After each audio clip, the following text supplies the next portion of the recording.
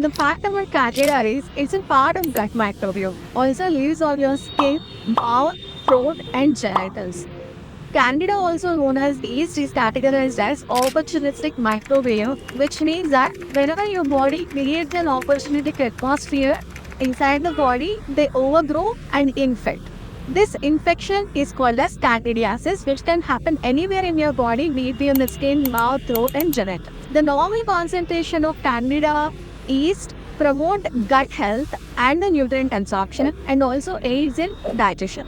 However, having too much of this yeast in the body or on the skin or any part of your body can lead to the infection. You cannot completely eradicate the candida, but the colonies will definitely come down and make you symptoms free if you are addressing it in the right way. So what are the factors that can lead to the overgrowth of candida? Number one, stress. Yes, stress allows the opportunistic microbiome like candida to overgrow. Number two, antacids and antibiotic uses for the long term can allow the overgrowth of fungal infections because antacids and antibiotics kill the good microbiome, creating a dysbiotic atmosphere.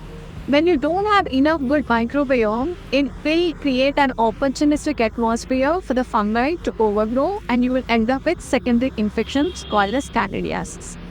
Number three, birth control pills. Number four, if you're already on type 2 diabetic spectrum or pre-diabetic stage, it would be easy for the candida to overgrow.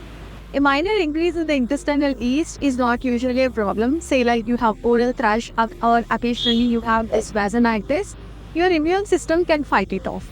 But when the infections happen repetitively, yeast can penetrate the intestinal lining and cause leaky gut.